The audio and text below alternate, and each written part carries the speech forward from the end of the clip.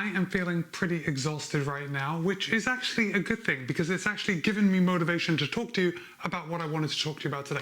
Now, I came across an article in Well and Good, and the title of this article asks the question, when you're feeling exhausted, is it better to take a nap or get moving to give yourself more energy? So we're going to be discussing that, and of course I want to hear from you, and we're also going to be talking about different types of fatigue and how those different types of fatigue can affect your motivation. So let's get into it. This is also the weekly running and training vlog, where the main purpose of this video is for you to tell me about your week of running. I want to hear about your successes, and I definitely want to hear about those setbacks. Okay, we all know there are lots of different things that can contribute to us being tired or being fatigued. And I think on the surface, the most obvious one is that we're not sleeping enough at night. But there are so many other psychological and physiological factors that go into making us feel fatigued that obviously it is not just sleeping enough at night that stops us from feeling that fatigue, right? I'm sure there are many of you out there that actually get enough sleep every night. So I suppose I want to know from you what you would actually choose. Now, I'm sure a lot of you have to go to work on a regular basis, so you may not have an opportunity to take a nap every time you feel like it. But maybe on the weekends, maybe when you're on holiday, do you take more naps in order to recharge yourself, or do you use physical activity to kind of give yourself a push, kind of wake yourself up and give yourself more energy, give yourself the motivation to finish the rest of the day? We are going to tie this into running, so stay with me. So ultimately, we both know that sleep is the most important thing, right? If we take it to an extreme and we say that if we get no sleep, we know that no amount of exercise is actually going to give us that energy we need to continue. So we have to go into this with a focus that we are getting enough sleep at night. And if you're not, as is often the case for me on my work days, oftentimes I will cut my sleep short so I can work out before I go to work. That is when we have to take a look at our sleep habits and adjust those. So if you're not getting enough sleep, a nap is probably going to do you a little more good as far as your energy levels go. But as I just said, there are a lot of other factors that can lead us to feeling fatigued. I think stress is a pretty big one. If we're stressed at work, stressed in other areas of our life, that can lead us to just feeling down, not like depressed down, but fatigued down, not motivated to do anything. And that's when a little bit of exercise may pick you up, may take you out of that fatigue funk, give you a little extra energy. So in your comment, I want to know how much you sleep each night. And I'm sure I've talked about it quite a bit in other videos, but if left to my own devices, I will happily sleep for at least 9 hours a night. But 9 hours is a long time, and that doesn't always fit into my normal life, so I do have to cut it short a lot of the time. So if you are getting enough sleep, if you are getting the recommended amount of sleep, or not, perhaps you don't even need that much. But if you're getting enough for you, exercise can really get rid of that short-term fatigue. And there is research that shows that HIIT workouts can give you the same bump as a cup of coffee. And the best part is that a little bit of HIIT work isn't going to keep you up at night if you're getting that fatigue slump late in the day. And of course, at least for me, I don't live in a country where naps are encouraged at work. In fact, I would say it would be highly frowned upon if I decided to take a nap in the middle of the day. But what I could do is sneak away for a few minutes, get some HIIT work in, and that'll give me the pickup I need to continue my day at work. But I think probably for most of us, we're more focused on the long term, right?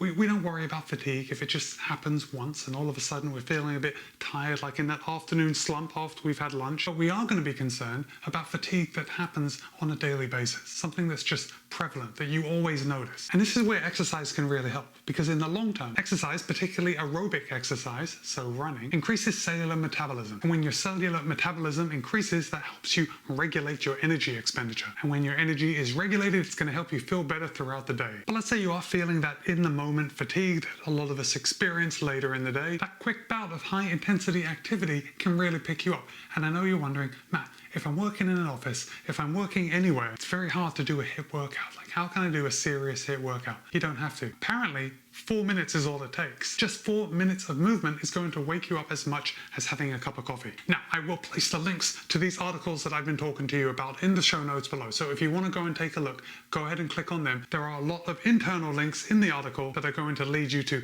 lots of tips of what you can do to manage your fatigue. But while we're talking about this fatigue, it's important to note that there are two different types of fatigue. There's recoverable and unrecoverable fatigue. And both of these can affect your motivation in different ways. And stay with me, because I'm going to tell you how you can beat it, how you can keep that motivation. So as we already know, fatigue isn't always related to sleepiness. Although it can present in that way, fatigue can also present in like a lack of motivation to do anything, whether that's continue working or even go for a run. So in order to measure these types of fatigue and how they affect people's desire to do work, there was a study that had 36 participants squeeze a device as hard as they they could. And each time they squeezed the device, they got a very nominal amount of money, but they were also given the option to take a break. So they weren't required to squeeze the device all the time. Got it? So this was the researchers' way of measuring someone's desire to do work and when they wanted to take a break. Now, it may not be surprising to hear that all the participants did get a little more tired. They got a little more fatigued as they continued to squeeze the device or do the work. However, after taking a rest break for just a few trials, so they missed out on a few squeezes, they were able to bounce back and go back to squeezing and continuing their work. However, even after the break, it was found that over time, the participants did put in less effort into squeezing the device, even though they were getting paid the same amount. So with this finding, the scientists were able to identify two different types of fatigue. There was the recoverable fatigue and the unrecoverable fatigue. So the recoverable fatigue was the one that was shown when the people were able to take a break from squeezing and then get right back to work, and then the unrecoverable fatigue was the fatigue that built up over the course of the day. And that unrecoverable fatigue was demonstrated by the participants not putting in as much effort even after they took a break. Got it? And this unrecoverable fatigue demonstrated by the participants not putting in the same amount of work is what we see at the end of a workday. At the end of a workday, we might not be motivated to do the same amount of work as we were when we first arrived in the morning. I think we can all probably relate to that. But the researchers also found two different types of recoverable fatigue. There was one group that would put in a little bit of work and then they needed a short break in order to continue. So essentially they needed lots of short breaks throughout the day. Then there was the other group that were able to put in a long period of work. They squeezed the device for a long time, then they had to take a longer break before they went back and continued doing their work for the rest of the day. So for me personally, I think I would fall into the group that would work for a long time and then require a longer break before I go back to work, rather than short periods of work separated by short breaks, which is very convenient because at least in my work is structured around a lunch break. It's the time when I get to recover before doing more work. There aren't many industries that will give you small breaks many times throughout the day. But if that is you, there are other ways to combat it. Like, it doesn't mean you have to sit back and do something else. You can just take your eyes off the task at hand. Or if we're talking about running, you could simply stop running and walk for a little bit. I think the Galloway method is a perfect example of doing a short amount of work followed by a very short rest break and then another short amount of work, and you repeat that over and over again until you get to the distance that you're running. So let's talk about the unrecoverable fatigue, because I think that is something that each of us is going to experience. And unrecoverable fatigue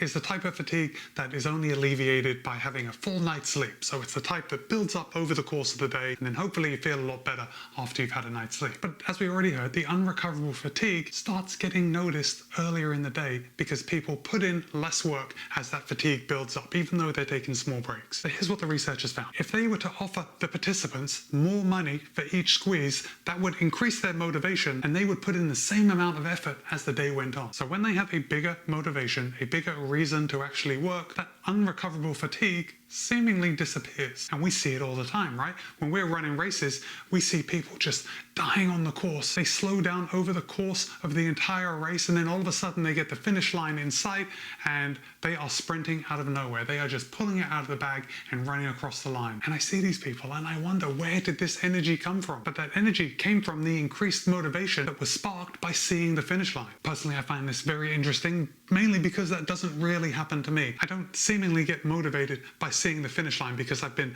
expending a great amount of energy over the course of a race. So it always seems to me very impossible to pick up the pace at the very end of a race. But what about you? Do you measure your output over the course of a race so you're trying to exert an even amount? Or do you generally slow down a little bit or put in less effort than is a maximum amount of effort, and then all of a sudden you see the finish line and you're able to sprint to the finish and finish strong? Let me know in the comments. This will be a really good discussion.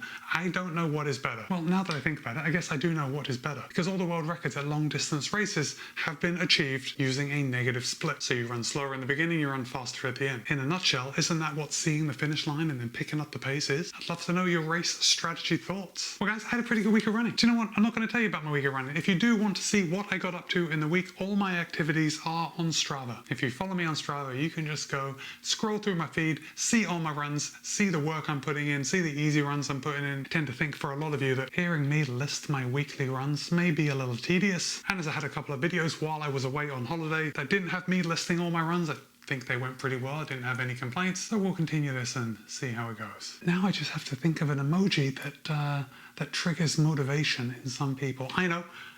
If you have made it to this point in the video, this is going to be a good one.